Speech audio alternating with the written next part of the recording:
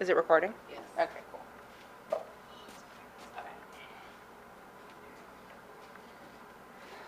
Alright, let's go. Hello, how are you today? Good, how are you? I'm good. My name is Jessica. Okay. What brings you in here today to come see me? I don't know, I'm feeling really anxious lately. Really? Is there any specific thing that has been making you feel anxious, or is it just, a bunch of little things? Can't pinpoint. Kind of both and neither all at the same time. I have a lot going on. Yeah. I'm very busy, I'm very stressed, just from like how busy things are, but I'm also in a long distance relationship, and I think that kind of not knowing what's going on and kind of not feeling like I have that point of contact at the end of the day like normal people do Right. is really weighing on me. Yeah. So you being in a long distance relationship, do you think that's the core of your anxiety, or is it that mixed with other things? I think that it's the kind of the 10-ton brick. And it's causing the 10-ton brick that's causing all these other reactions. I think that it's just all the other ones I've learned to handle. Yeah. And this one I can't, so it feels like it's extra super heavy on me. Is this something new for you? Is it a recent thing, or is this something? Yeah, it's within the last 10 months. Oh wow, so 10 months, that's pretty recent. So has it always been caused this much anxiety and stress, or is it just over the past few months? How is the stress, on a rating scale from the first month to the 10 month? I think it changes. It changes. There are months like Thanksgiving where we would see each other all the time because Thanksgiving was long, and then like I ran the marathon, so he was in New York for the first week of November, so it didn't go all that long. And then right after that is winter break, so we were able to see each other then. Oh, okay. But then there are months like now where we won't see each other for a whole month because of school and midterms, and he's traveling for school, and there's no way.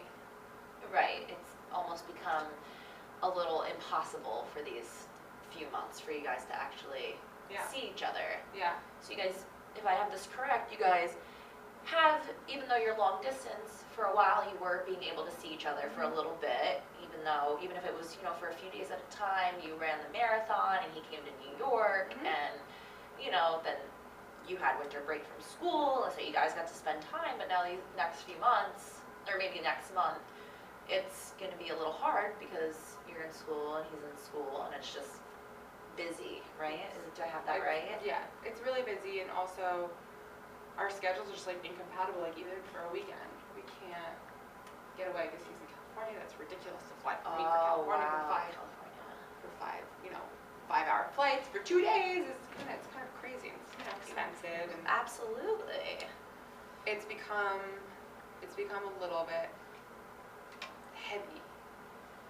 Have you ever expressed this to him, or do you know if he Yeah. feels the same way? Yeah, he's very frustrated as well. Yes.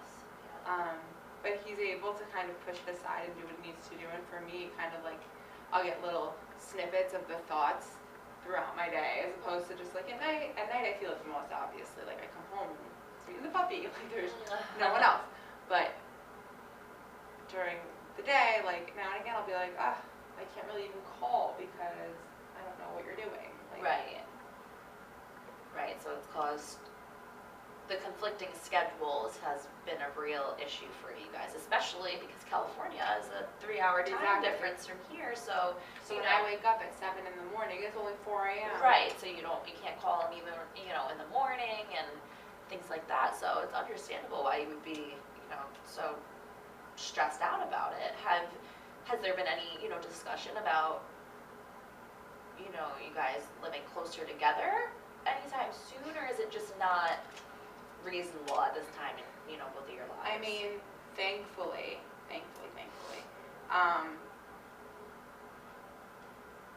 he got an internship in New York. Oh. But that's only May to August. So it's 3 months, which is great. Right, absolutely. But it doesn't change that for the next year after that. situation, and I don't want to end the relationship. There's no way I'm going to end this relationship, so Right. I need to find a way around it. Well, does the idea of him, you know, coming to New York for 3 months, like, soothe your anxiety and stress, or it really doesn't make a difference until it actually happens?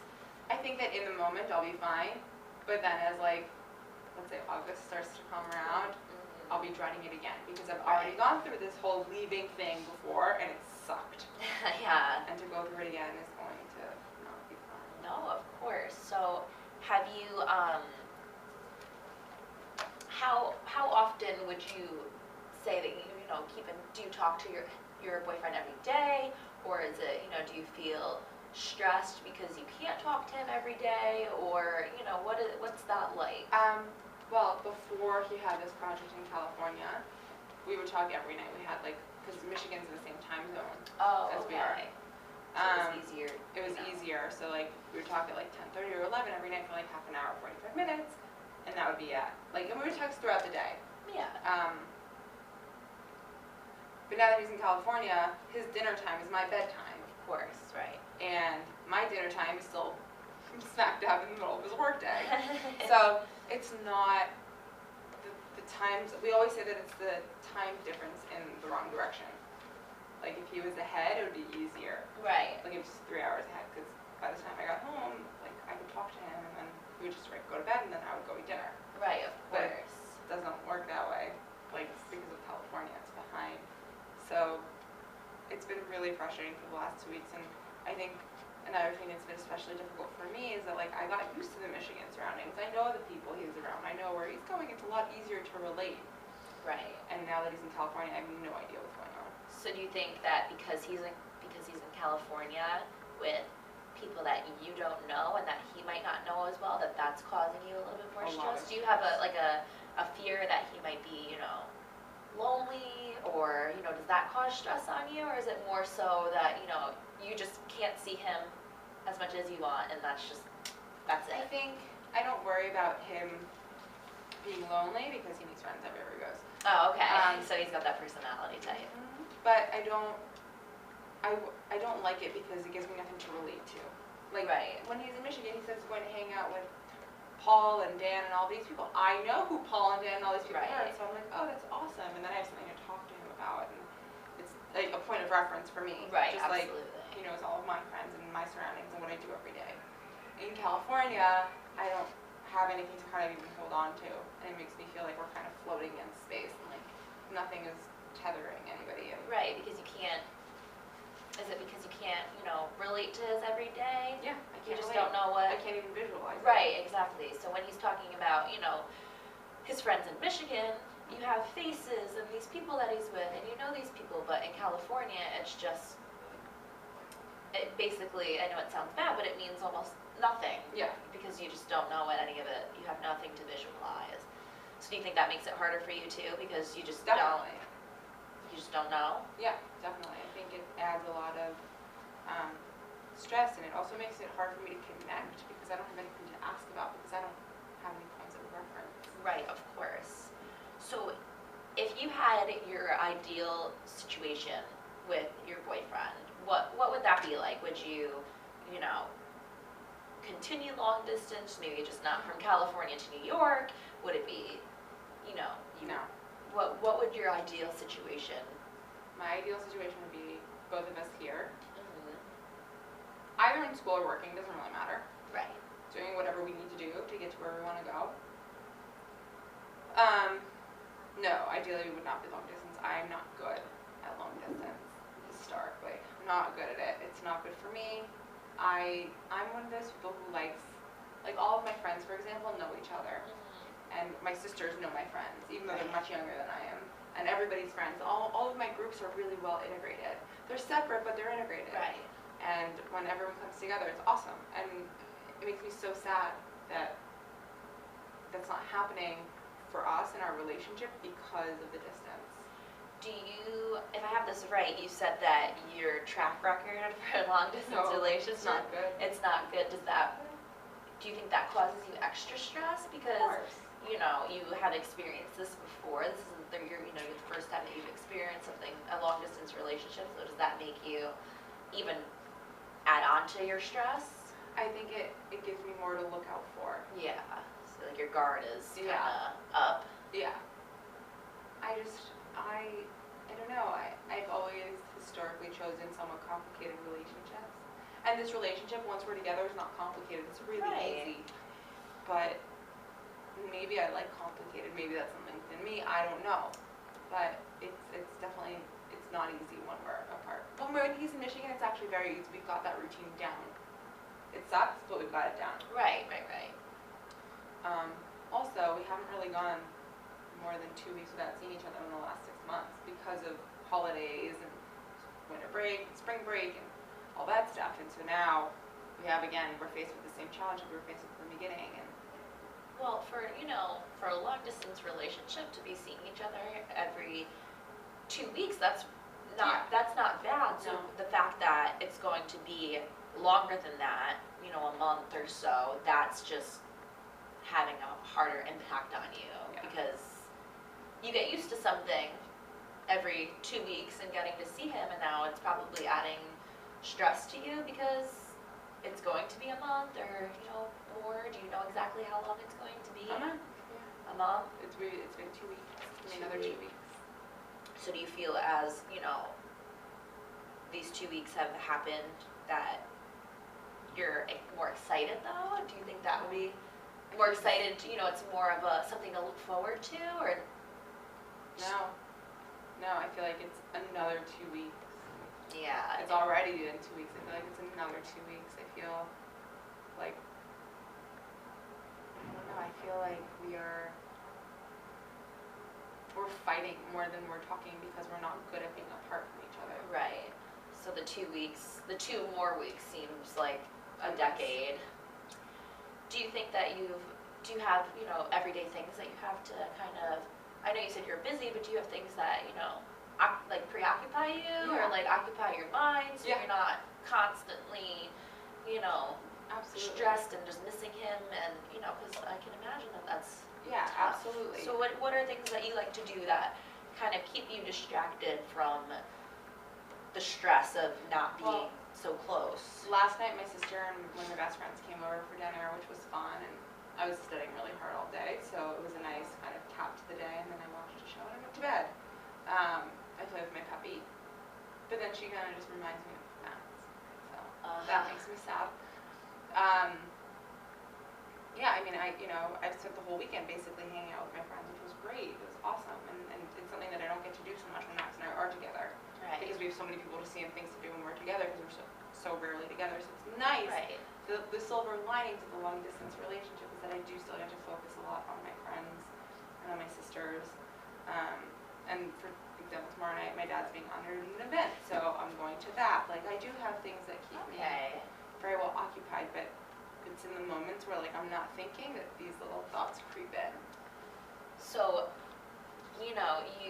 if I have this correct, you find I don't want to say good in him being so far away, but you still have strong relationships with other people besides him, such as your friends and family and things like that. It's just, and in those times you said you don't, think about missing him because you're so preoccupied, or is there still a little tiny? It creeps in. It creeps in. Because of course people are going to ask, how's Max? Right, of course, know. and then it brings up the whole Yeah. topic. Yeah. Okay, well, it's, I feel like that's good that you're, keeping these relationships with your, your friends and your family. And is there anything that you feel like you can do that would make your relationship with your boyfriend stronger while you guys are apart? Like, you said you guys have been arguing a little bit more because you guys are far away. Is there anything that, that you can think of? Because it's obviously your relationship, you would know what's best for it. Is there anything that you can think of that, maybe every day you guys can do something, even if it's in a text message that, can make it better that you guys are so far apart? Is there anything that you could think of, something that you guys have to do every day, just, like a countdown or, something fun to make you guys? Yeah. No, I haven't thought about it, honestly. Like, I guess I've just been so stuck in the blah of it all. I don't know how else to explain it. Right. Like, I feel like bogged down. Right. And I feel like I can't be bubbly and fun and normal unless I feel like it's a weight. I do. And I'm trying to figure out how to make it better. I feel like I'm so much better when he's around. Like, I work more efficiently and I study better, and you know, it's like having that supportive person in your corner. And I'm not saying that he's not in my corner, it's just that he's not here. So do you feel like because you're not studying as good as you would be if he was around, because it affects, you know, it affects you that much? Do you think your grades are being affected, I don't think or schoolwork, or anything my like stress that? is being affected. I'm much Your more stressed because I'm not doing everything as well as I should be or could be doing. Not anything, not maintaining relationships. I mean, I'm doing that because it's kind of momentum already. Right. Like, I have all these wonderful friends, and thankfully, like, we're all very busy and we all talk a lot. Right. And that's just how it's always been. Right. So that's already been in place, but I feel almost like I'm walking with my eyes glazed over. Or like, I get this feeling like that the lights are on, but no one's home. So like, I'm going through the motions of my day, but I'm not doing it as well as I normally would, and I'm not doing it as happily as I normally would. So do you only feel, you know, at 100% when he's around, or do you just feel 100% when he's around and a little bit after he leaves, or is it just is it only when he's here and then as soon as he leaves it shifts again? No, I feel like when we're in a good place, that I'm like You're in a good okay. place. Yeah. I do excellent when we're together. Yes, I'm more productive. I'm at my best when we're together. I'm pretty good when we're apart. Yeah. And we have a good schedule on, and like things are good between us. Like when he's in Michigan, it's easy. Again, like we have a set schedule. Every night we talk. We text first thing in the morning, and then we go about our days and we do our thing. But I do find that when things are bad, or not bad, but things aren't easy and things aren't as good as they have been between us, that it does spill over, even if it's in tiny little amounts, into the rest of my life. Right, because the tiny little amounts can probably add up to big amounts. Yeah. You know, And keeps happening. you were asking me about when he leaves. When he leaves, it's actually like, it's pretty scary actually. I go from being all happy and excited and normal me essentially, and like for 24 hours after, I'm like a bump on a log. Like I'm on the couch, I want to sleep, and I want to watch TV for a day. That's Well, because, you know, because your relationship, it's inevitable at the moment for you guys to be together, you know, physically together all the time. Do you think there's anything that you can do that, you know, for the times that he does leave, you know, you feel like a bump on a log and you just want to watch TV all the next day? Do you think there's anything that you could do that's productive the next day that, you know, might be a pick-me-up to make you feel better rather than, you know, he could leave on a Monday because then on Tuesday I have school and that'll be fine. I do really well with school. I'm like good at. So school is almost like a distraction. The next, if you. Well, what's really nice about school is that I have to leave where I am, which is half the battle for me. Right. So I have to leave New York City and come to Westchester, Right. which for me is good because it just takes me out of it. But most of the time he leaves on Sunday. And so Monday, when I should be doing my work for the week because I don't have class, I'm instead laying on the couch with the puppy next to me and watching TV the whole day because I just can't get past it. So do you think because, And all my friends are at work.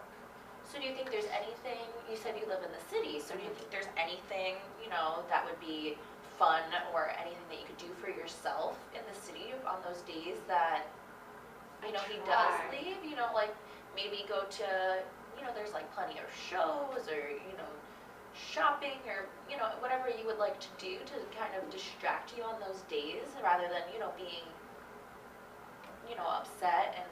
Sometimes I tell myself that I'm going to go get my nails done for the week, and I plan on it and I plan on it, and I just get sucked into a TV show, or like I get too lazy or I get too tired and I just don't go in the end.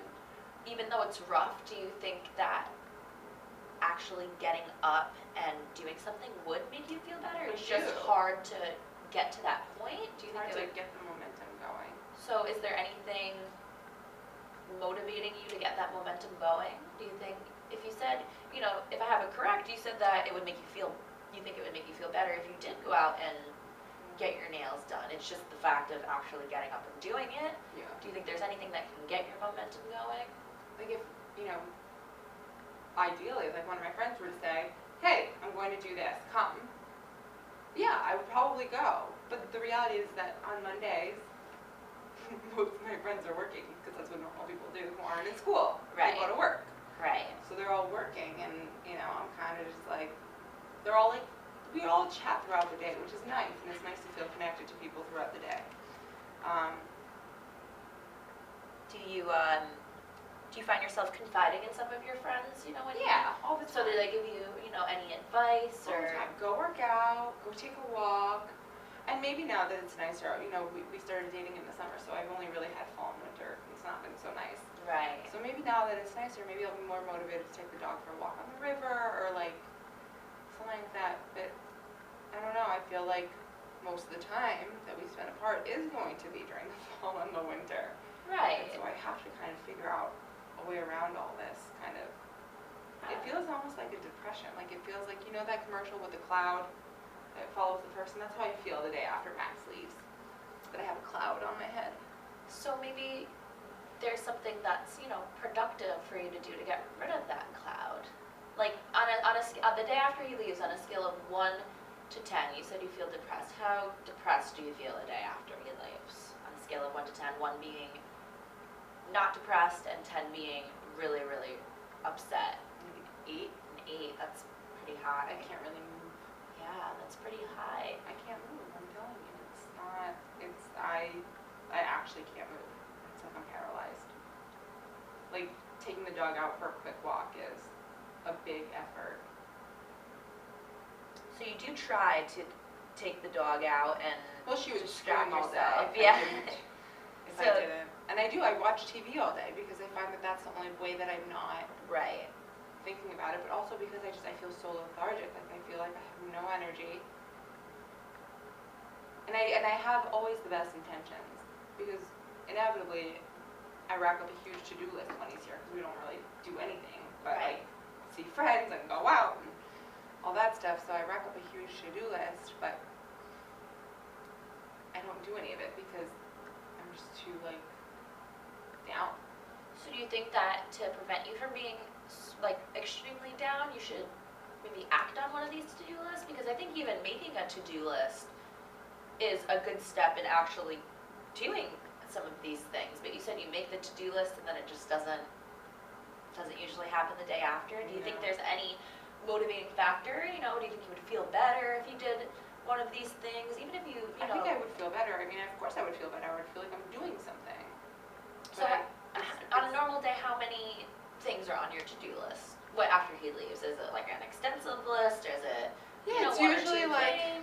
my weekly paper for my psych class and my weekly readings that I like to kind of do at the beginning of the week, so that as school comes, because I do commute to and from, and classes are 3 hours long, Right. I don't have to worry about it as the week comes, so that I can still exercise during the week because that's very important to me, and so that I can do the things that I need to do. I definitely try to do them on Mondays, and after that one Monday after he leaves, I can do them. The next Monday's not a big deal. Right. It's just that one day, and then I find everything kind of backlogged, so I have, by the time Tuesday comes, I have like 30 to 40 things that I need to get done. Right. So do you think maybe condensing your big list on the Monday after he leaves to maybe, 1 or 2 small things, would that be more motivating for you to do those things because it's not so intimidating? I don't know. I've never tried, so I wouldn't know. I kind of just keep the running list, but I could try. I mean, I could definitely give it a shot. Would you be willing to give it a try? Because it might make you feel a little bit better to be, active and being active, making yourself feel better and getting stuff done at the same time. Yeah. So, I could try. I don't know. It's so hard for me to just move and get started. yeah. And for some reason, like, in the last 3 Monday has been a snowstorm. So it's gloomy and yucky, and even though there are a zillion things I could do at home, like get my readings done, or, you know, do some laundry, or clean up, because inevitably after Max leaves, my apartment looks like a hurricane went through it. I don't do that. I kind of just sit and let the world pass me by on Monday. Do you think once the winter and the snow is all gone, it would be more of an incentive for you to be productive, especially Yeah, I mean already outside and already with like the winter kind of moving on, I feel like I can wake up better, and I feel like I can do more throughout my day. I feel like I'm a little bit happier, like my mood's a little bit better just overall. But I don't know, I haven't tested it yet with Max leaving. I'll only find out mid-April. Mid-April.